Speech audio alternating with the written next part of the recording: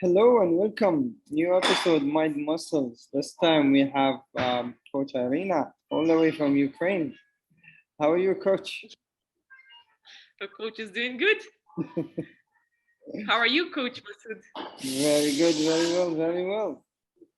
I have heard a lot of interesting stories about you. I even had to go and check your Instagram. It has a lot of pictures that I won't dare to go there. Being an athlete, I never thought about doing Ironman, for example. Um, I'm curious. I want to know more about you. I think we never start from Ironman, so I never started there, and I think it's exactly decades since I started training. The first time I entered the gym in my headphones, and I wasn't a coach then, so it was just my personal desire to get mentally stronger and to be able to do things. And then later on, I became a coach in 2016. So it's my 7th year to train people and to teach them what I learned. More professionally, obviously, because the first years it was trying different things, and 50-60% of them didn't work. Probably the funny one that I always say to every client, like for the half a year, I wanted to get abs. And after each workout, I would eat a very big piece of cake. And then like in half a year, like I don't see abs still. So that's when I knew maybe I should do something with nutrition. So that's why whenever I train clients and they don't want to work on food, I always tell this funny story, because I'm like, don't worry, I did this also. I did it. What But are that's you why specialized at, Coach? Sorry What again? are you specialized? Do you have any field that you're specialized in? Well, mostly I train for strength and to get fitter, but also like the most important, like because the more you learn, the more things you know. Like in the beginning, for example, I used to have mostly fat loss clients because that's the simplest. And when you're a new coach, that's always what you get. And mostly they need inspiration and motivation. And new coaches are very inspired, definitely. Like they might not know much, but they're very inspired. So always that energy you're transferring to people that you're training. But then the more you learn, the more you realize, like I personally, my enjoyment and my favorite people to train are people with who have injuries or some difficulties to train.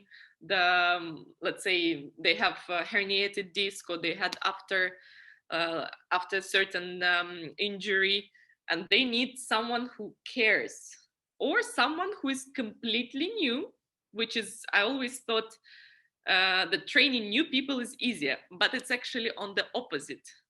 The more experienced you are, the harder it is to train the beginner, because you're here and they are here. So you need to put your ego away and remember what you did 10 years ago. And maybe, let's say, for example, I have clients 60, 50 years old. They will definitely not do what I did at 22. So there are things to change and to regress it till the point they still get the workout, but obviously they don't get hurt. So that's probably my two favorite categories, which I think it always talks about the personality of the coach. Like if someone who is caring, compassionate, and very patient. So because always you need a lot of patience to explain, like new people, you are teaching them.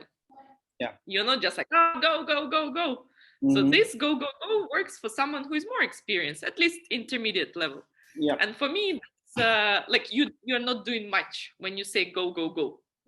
Like when you're explaining 10th time how to squat and focusing on different ways to explain it, that's when you really developing your skill. So that's probably two favorite categories. So maybe I will be one of your favorite type of clients. I recently discovered that I have an injury in my knee. Actually happened that I injured my meniscus. Yeah. And the first thing the doctor told me that... Was it the traumatic injury or what was that? Football. Football. Oh. I got injured in football. And the doctor told me, you have to do surgery. I'm like, no. Now, just to tell you a little background about myself, so far I did 1, 2, 3, 4, 5, 6 surgeries. So far. So yeah, I've been unconscious completely 4 times in the surgery room. I don't want to go back there. So that was my first thought when the doctor told me that. I was like, no. So I called one of my friends immediately. Well, the first thing that I need someone to give me hope, someone to tell me, no, there's another way, someone that I can just tell him everything.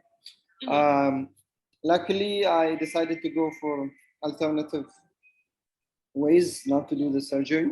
So I'm seeing a physiotherapist, amazing guy, who told me, you can't be healed. You just don't screw up. All right. So how do I screw up? I said, don't screw up. So don't sneak out and go to football or paddle or whatever things you do. Just follow my instructions. Okay, I'm gonna do that. Yeah. So I'm back in the gym training, upper body. I'm leaving the lower body to the expert. So let's take an example. If you have someone like me coming to you, will be that something that interests you? Yeah, probably. Why not? It's not because for the prehab, that's another level. So, but still, because I'm working always with people around injuries. So I'm not treating injuries directly because that needs another specialization. Yes, so probably this will be the next one. Because every year you need to update your qualifications. So we're getting there. But still, even to work with people who have that and not to hurt them at least more. So that's another thing. And of course, and because always when there is injury, there should be also physio or the doctor expertise, because trainers are not physio, they're physiotherapy, they are not osteopath or not the surgeon, of course. So no one can tell you, like trainer cannot tell you, like, oh, you need to do the certain things, like don't do surgeon. No, we can advise in a way of movement. Let's say if the injury is very recent, probably you shouldn't use. Like you should let it rest for some time. Then when the physio or the doctor allows you, then okay, you can do certain movements, or let's say certain, for example, with knees, the first thing that you shouldn't do for sure.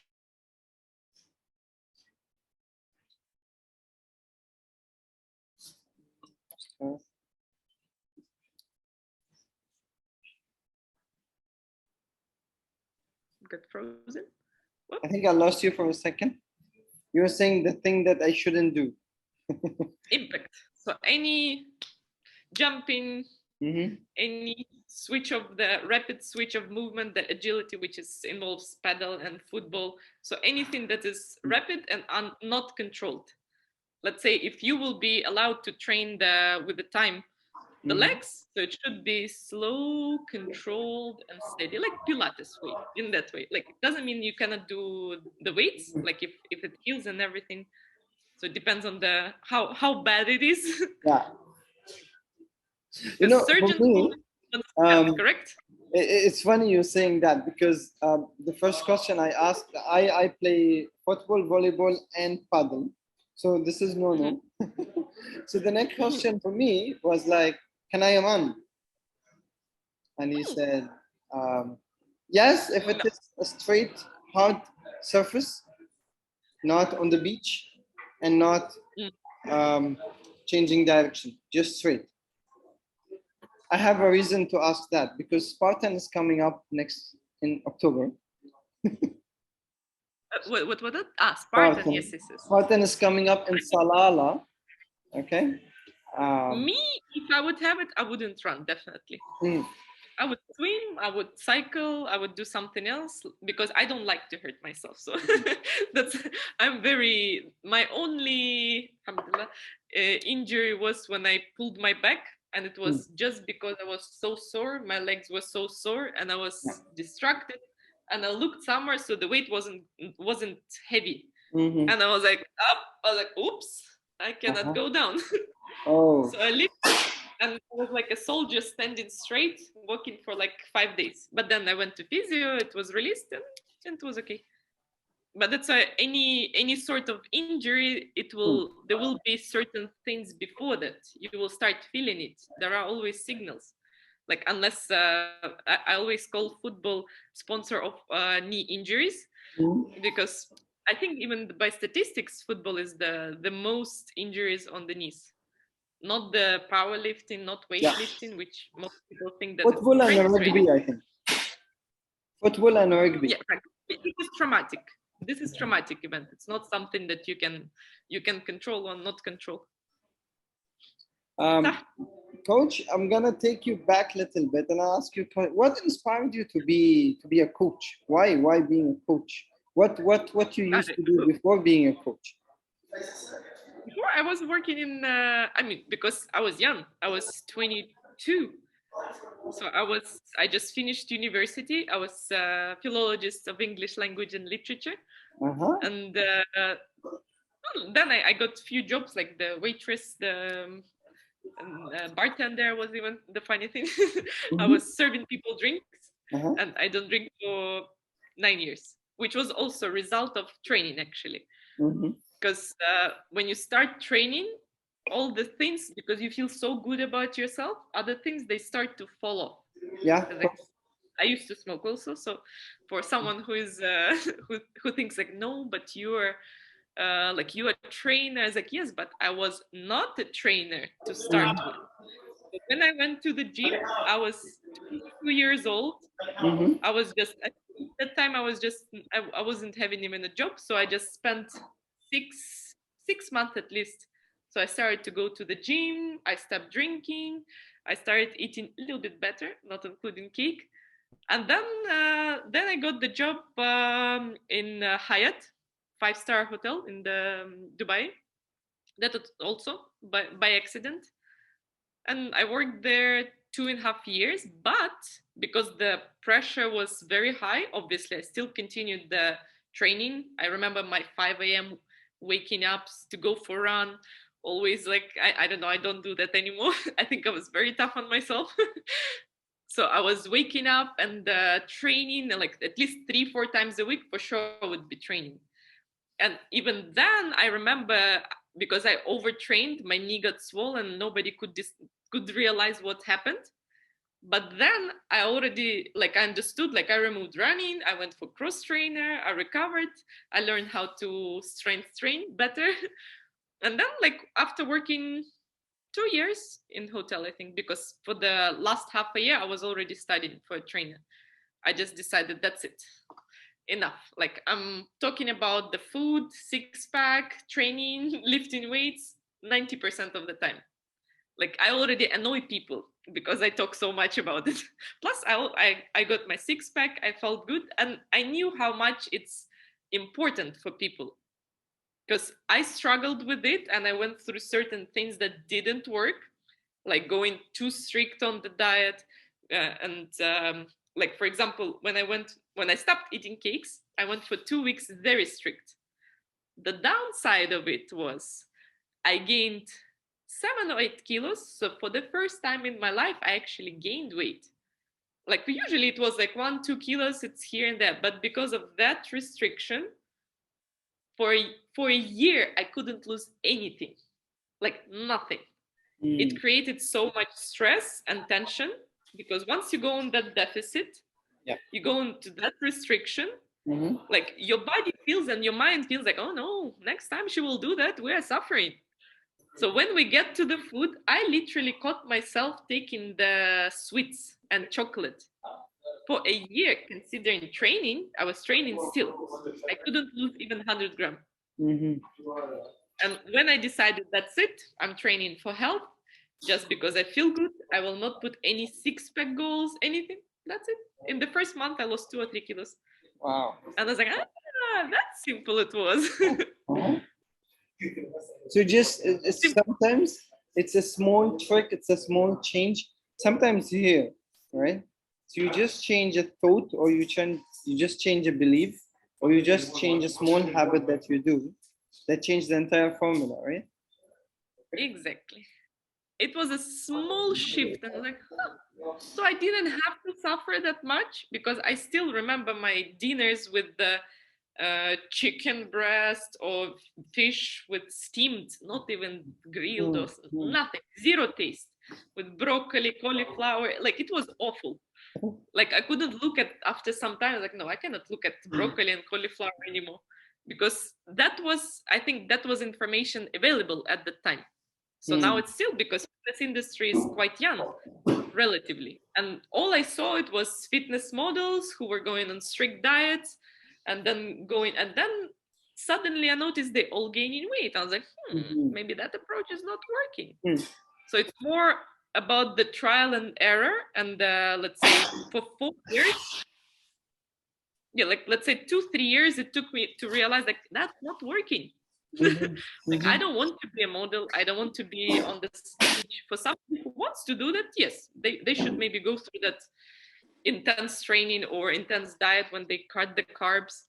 But for normal people, and I train normal people, I always say it's only mortals. Even you said that I'm an athlete, I would still not say that I'm athlete. I'm just, it's where it brought me in 10 years of consistent effort. Like, I haven't started training even for, like, maybe in the first few years, it was a month, something, I got sick or something. But since then, it was like 5-7 days, I'm back to training. So what you are saying now is not necessarily for me to get in shape, not necessarily I have to cut all the sugar, all the sweets, and I have to be in a strict diet. I can eat normally. I can still get my 6 packs. For the 6-pack particularly, I mean, here you need to understand that's not always healthy. 6-pack doesn't mean you're healthy. So you cannot, especially for women, most of the women, they have higher body fat percentage. Like, for me, I have more, I'm tall, long arms, long legs. That's the ectomorph type, which difficult to gain muscles and gain body fat. So for me, having 6-pack is not that complicated. For other women who are more curvy, for example, it will be a bit harder. And that's why suffering till that point of restricting yourself to get 6-pack, maybe they don't need that, because it will be just like, I don't think that you need to suffer for 6-pack till the point that, you know, you don't have social life, you don't have friends, you don't share the meal with family. Like, that's like, I went through that phase, but that's why I understood, like, no, not good. And it's also, it's not working for a long term, because once you make your visual as an aesthetic as a first goal, it's never like, I would look in the mirror and look, it was like, my front shoulder, the deltoid is not looking that good. I think we need to work more. But then once you let it go, you look really good. Like, actually, the first time I got 6-pack, like, really visible, when I was just training 5-6 times a week, enjoying training. I think it was at that time, because I was always changing the modalities of the training, trying this thing, that thing, and eating, like, okay, like, I wasn't completely restricting, because obviously the more you train, the more you can allow yourself that some chocolate, some here and there. Like, if you train less, you need to be a bit better. So I but think to get 6-pack, shall I continue? Yeah, please. 6-pack. So there are mainly 2 things: calorie deficit and high protein.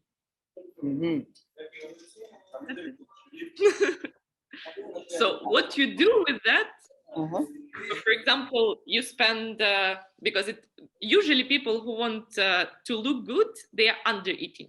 Like, for most of the people that I looked through their food, I was like, under eating. So you most probably under eating, or like very rare, like in case with the men, they will be overtraining, under eating. Okay. Women can be also under eating, under training. So they need to increase both, because if you have training, if you have strength training, you do cardio, let's say 5-6 times a week you do because I believe you train a lot, yes? I do. I do. So, for example, for that person, man needs at least 2,500-3,000 calories. And around, let's say, maybe 150-200 grams of protein. Yeah. Look, somewhere there, for example, I'm just... Just an example, yeah. And usually men would eat 1,800 calories and 1 six-pack. That just body doesn't work that way. So you actually usually need to eat more. Yeah. Still be in the calorie deficit, but to eat more. What I noticed from what you're saying is there's no one fit diet that goes with everything, with everyone, right? In which way? Every person has a different body shape, has a different body structure.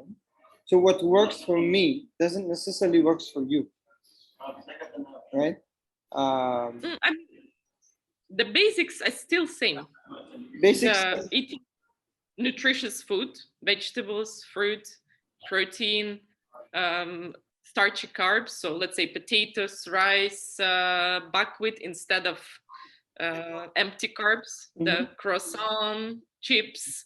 Yeah. So that's if most of your food is whole foods. Like for me, for example, once I remove all the things in the packs, it's already getting better. Then I adjust a little bit protein, 6-pack is there. So it's not that big thing, but it's also because of the long training. So it's also the longer you train, obviously your body works differently. So consistency is the key. Consistency is the key. And that effort that you put, let's say, for example, someone who trains a year, like it will be different result than somebody trained for 5 years. It will be faster still. If you gain those few kilos, you will lose them faster. When you start it, it's a little bit, it's usually a bit more effort when you start. And the result, obviously, you go to the gym three times a week for 3 months, and you look in the mirror and like, not that much different. Because still body needs to adapt, needs to get used to, and your effort is also not the same. Like I was doing bodyweight squats, now I'm squatting with 70 kilos. Of course, the effort is bigger also. Yeah. I also changed my, I noticed something. I changed my workout recently, especially after my surgery. I used to do a lot of weight training earlier, but I did hernia, so I had to let go of weight for some time and just use my body weight. And I got used to it, and I started calisthenics. I fall in love with it, so I'm only doing body weight. But I noticed that my body changed more faster when I'm doing the body weight or when I was doing the weight training. Does it make a difference? Like, for example, will it be different from a body to a body? The kind of exercise? But it depends what type of scheme you're doing, what exactly you're doing there. So it's just difficult to say, just calisthenics or the strength training. Strength training can be also, 5 kilos. This is strength training. Yeah. Or doing heavy weights, 1 to 5 reps, this will be strength. So it will make you stronger.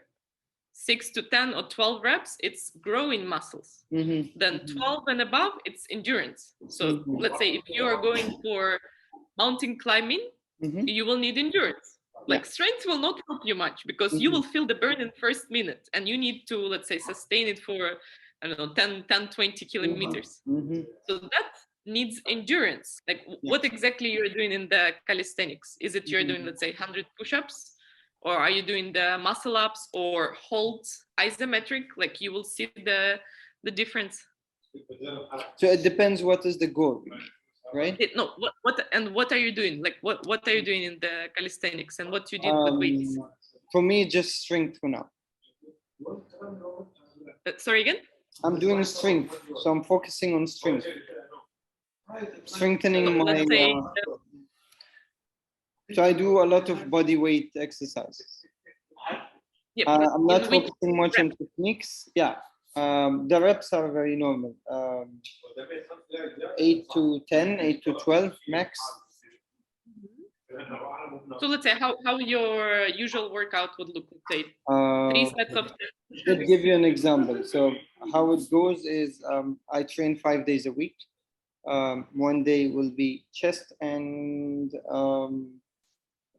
shoulders. No, shoulders one day, full day shoulders.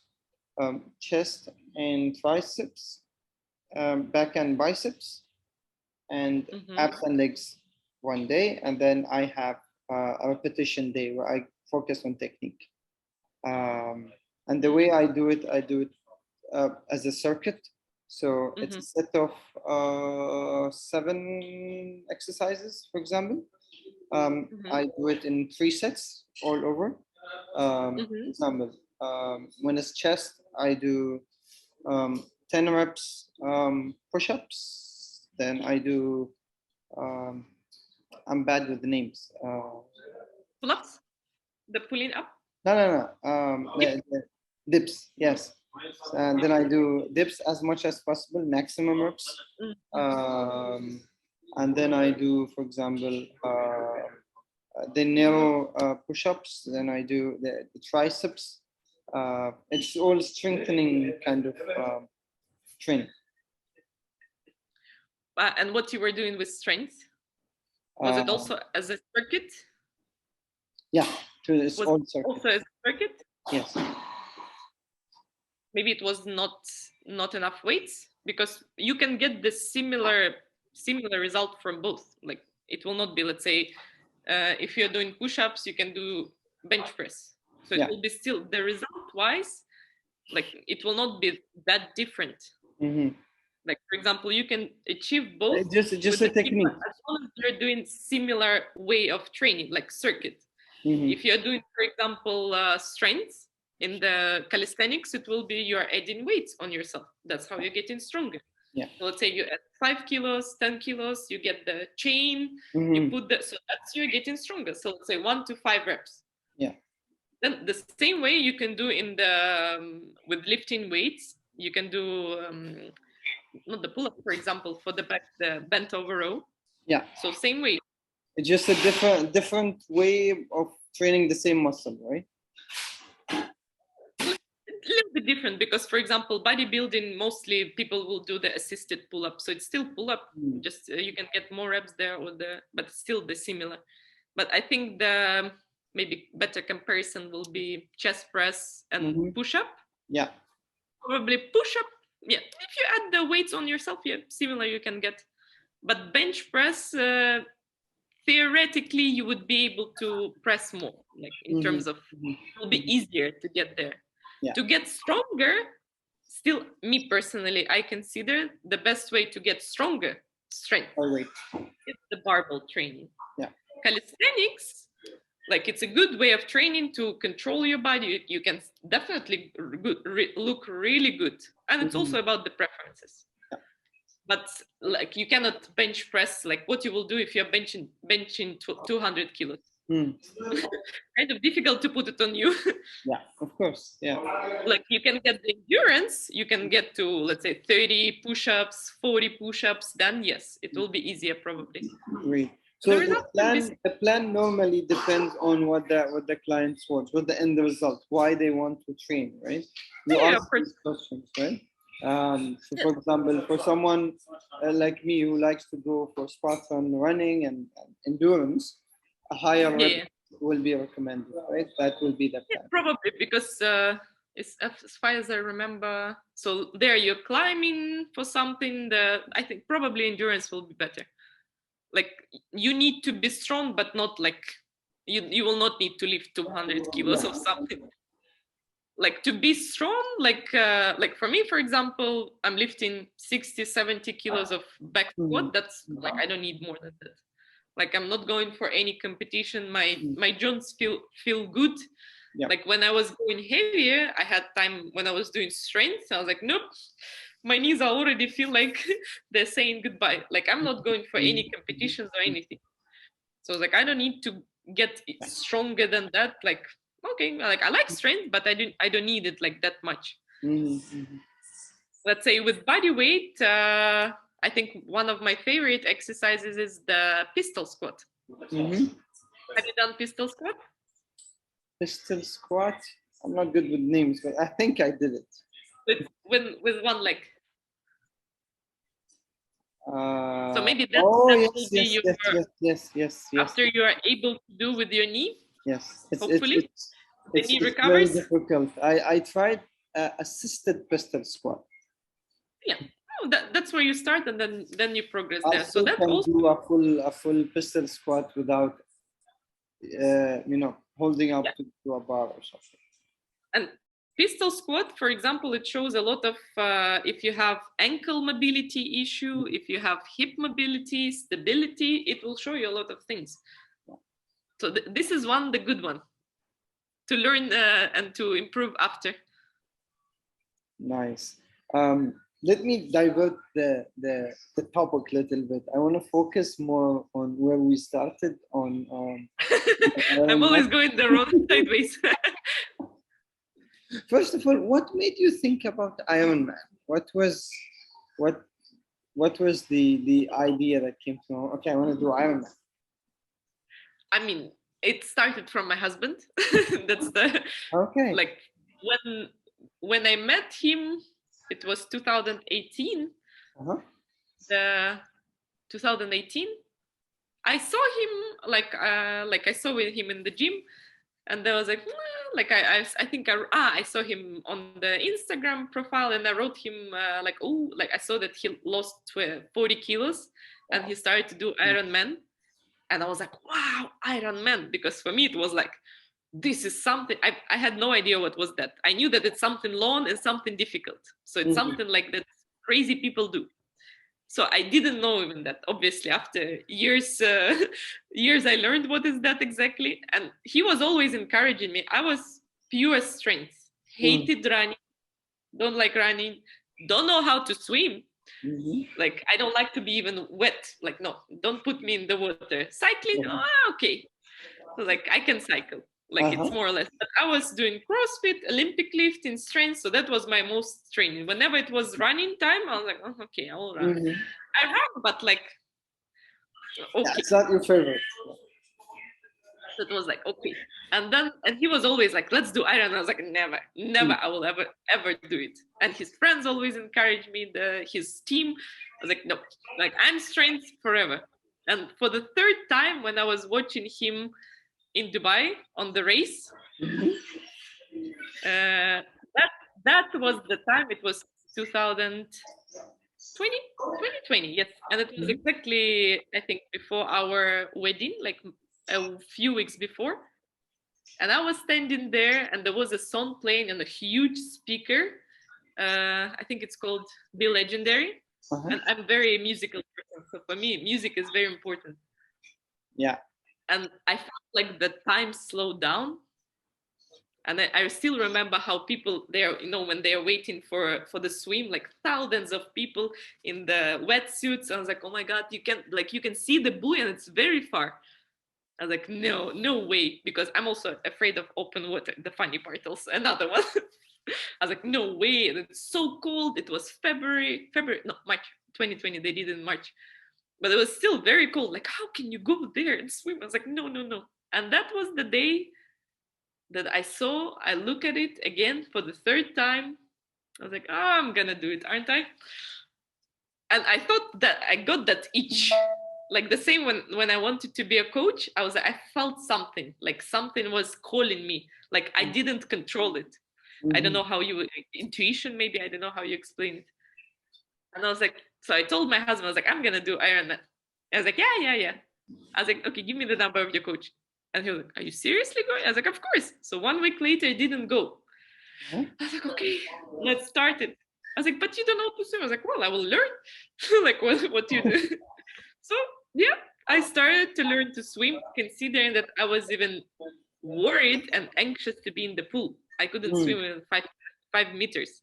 Yeah. And my first open water, because first you do the shorter race, like the sprint, then Olympic, and then the half Ironman. Okay. To prepare and to feel and I did the sprint, even though it was in the wetsuit for a week. I couldn't sleep because it was open water. I was like, no, like so deep there. That's why everybody who tells me like, no, but I'm afraid of open water, I was like, me too. You cannot imagine. So before that, I was just lying down like, that's it. Like 1 week before, I was like, coach, I'm not going to do it. Like, that's it. Cut me out. But everybody was supporting. I was like, okay, I will do it. I mean, it was very awful because I was so slow and people were over me. But thank you to wetsuit. So somebody wants to do the triathlon. In wetsuit, you don't sink. Like, but even my husband told me, if you're really talented, like you can sink. I was like, I think I'm talented. Like, it could be. But no, it's quite difficult because you're just floating, especially if you get the good wetsuit. I was like, it happened. Then another challenge was the next year when I did the sprint in October. I thought I was prepared because it was January after like 4 months of swimming, and that was October, almost a year of swimming. But that was no wetsuit swim. So again, I was like, oh my God, again. So with wetsuit, you are kind of, but it was still okay. Yeah. So and then Olympic distance I did when I got sick. Also another one, I kept getting sick like for 2 months. And I was like one time, second time. And also when you're training like 8-10 times a week, you are rolling, then interruption. So it gets difficult. And then my preparation took 2 years because of COVID, because of all the changes. Like I started Ironman preparation 3 days before lockdown. So I spent 4 weeks, 6 times a week on the indoor bike. That was awful. Probably that's why I don't really like the bike anymore. Yeah. Even on the race, it was like my swim on the race was amazing. Because I really put so much effort into it. I was overtaking most of the people, so it was good. Bike was horrible against the wind, and the run, I call it, let's just make it till the end. So in the end of the day, it's not that difficult. But when you train, like even 2 years before, when somebody would tell me like, you will actually complete half Ironman, I was like, oh, I don't know. Because I was running for 30 minutes. I was like, I cannot continue running anymore. And then your runs become 45 minutes, 60 minutes, 90 minutes. Then you're running 18 kilometers, and cycling turned into 2.5, 3.5 hours. So but that's why like for me, I always see fitness as the character traits. Like strength makes you stronger person. So you feel more like yes, I can do it. You feel that certainty. Like flexibility makes you more like, okay, maybe we should think about that. So it's always, that's why, and endurance, it teaches you like, oh my God, this is awful. I don't like it, but you still keep going. So it gives you that shift. I was like, no, like you can keep going. I was like, yes, but it's boring. It's okay. Keep going. Yeah. Because it's also changes. Yeah. Like it's never like when I started my run on the race, like first 2 kilometers, I was like, I have no idea how I'll run 21. Like nothing. I could, because you take the gels as the fuel. I couldn't even take nothing. So I started to stop for the banana or the Red Bull. That's how I survived the run. So on the run, you survive. Like if you're a normal person, that's why I call it normal. Because, for example, to give you the idea, mine was 6 hours, 40 minutes, I think. And my husband was 4 hours, 40 minutes. So I'm 2 hours slower, but still, that's why I knew I will be slow. Like this is still okay. Let's say professional women will complete it in 5 hours or 4:45, something there. Maybe faster a bit. Yeah. Let's say if woman completes in 5:30, it's good. Like 5:30. So 6:40 it was. I was hoping for 6 hours, maybe 6:15 if things go wrong, but things went really wrong, and it was longer. It's also a first one. The best part about endurance sports that you keep improving. So you start with the very, very small steps. So for example, you start with 200 meters swimming. 1 kilo running, and then from there you start improving, and it gives you a sense of achievements, because when you do that 1 kilometer, you actually achieve a goal and you have a tick for that day, and that gives you accomplishment feelings. Oh yes, then I did one, I can do 1.5, I can do 2, and then you set up a smaller goal, another kilometer. So 1 kilometer was too big for me, but now 2 kilometers is easy. And you keep setting up smaller goals, and as you go, you keep achieving them, and that gives you a sense of consistency in your training, right? Another thing that helped me personally in endurance training is community, people around me. So we're training on this and this day. You have to show up, otherwise, especially that I was doing it with colleagues at work. So if I don't show up, they will see me tomorrow morning. And have you been? Yeah, so that pushed me to actually be there. Because I wasn't able to run 1 kilometer when I started, and I ended up doing all type of Spartan possible, except the ultra one. The ultra is 42 kilometers. I haven't done that yet. Anything above? Yeah. Anything above the marathon? Yeah. So for you, for example, I noticed you said my husband was doing it. So you have a support system that backs you up. You have your coach. You have your husband. No? I wouldn't say it so. Like in my case, definitely, because that's why I knew I needed a coach, because I didn't know how to improve endurance. Like I was good in strength, obviously the like basic running, but I didn't know, because for a few years I used to run like 5 kilometers. That was my maximum. Sometimes I did like 8, 10. Oh no, I did half marathon. I forgot about that. Just before that, but it was like accident, let's say. It was like, why did I do that to myself? Like that was because I had car accident. I couldn't do strength much and a lot of intense things, so I started running. I decided to challenge myself a little bit, and that's why community, I definitely agree with that. And that's why I think CrossFit is very popular, because it's very good community there. Like when you really go to the CrossFit gym, which for me personally, just because my team was very fit and I was much less level of fitness, let's say, even the girls I think that were training, so I usually was pre-last or last. But still, because when you're training with better, the stronger, faster people, you get a little bit faster. But of course, after 2 years, you get a little bit fed up that nobody can run with you or swim with you. So my triathlon training was quite alone. I had only one friend who was swimming with me. I call her swim buddy, because we're also started at the similar time, both scared. Like if something touches us on our skills, like, oh my god, what is that? In the open water. So we were both terrified, not knowing how to swim, so only with the swim. But other things I was quite alone.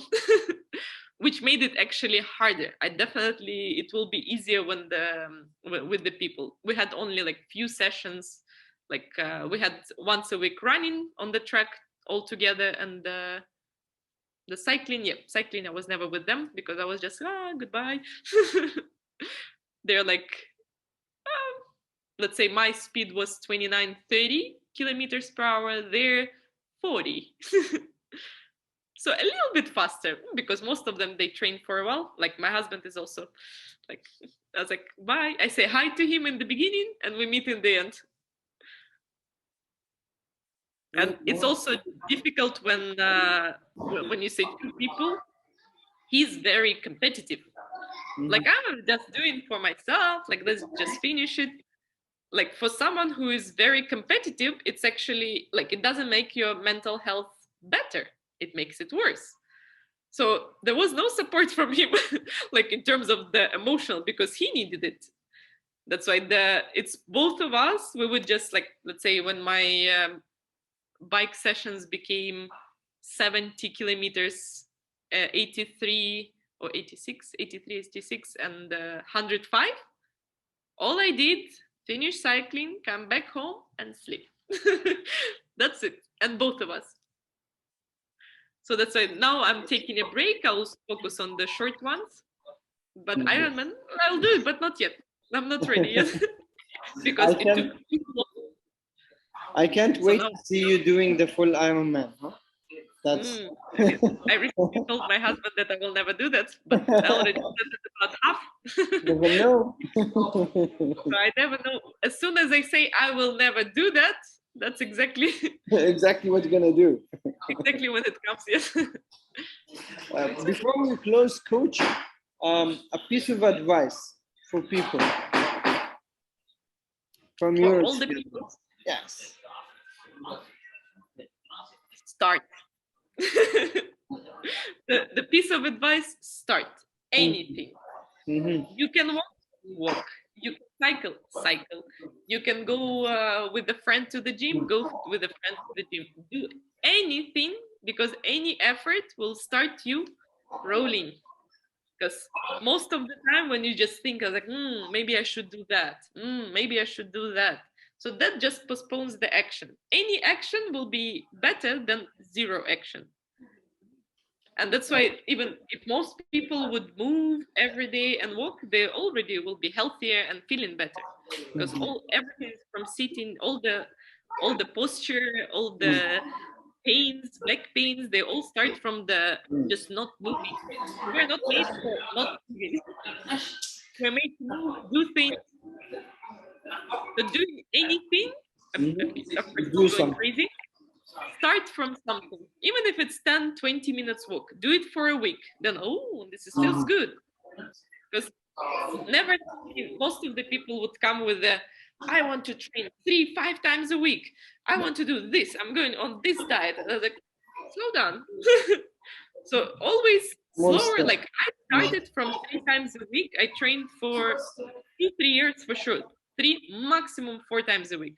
Yeah. And I sustained it. Then there was a time when I got angry, got upset. I started to, so it was more handling the life challenges. I started to go more frequently, 5-6 times. Then Ironman, 8-12 sessions a week, which was, but that's why it's a different kind of training. So let's say doing 6 times a week strength training or CrossFit, maybe will be too much. Like for me, I did for 2 months CrossFit and I started like, my knees, my dad, everything. So also you need to start slowly, and when there is something, just adjust it on the way. You will learn things. There are so many people that can help. Exactly. Go with the fit friend. You know, today I had a session of one of my clients, and one of the things that came up, I was telling him exactly what you said, but I love putting things in a metaphor. And I was telling him, imagine you want to climb a mountain, all right? You have 2 options.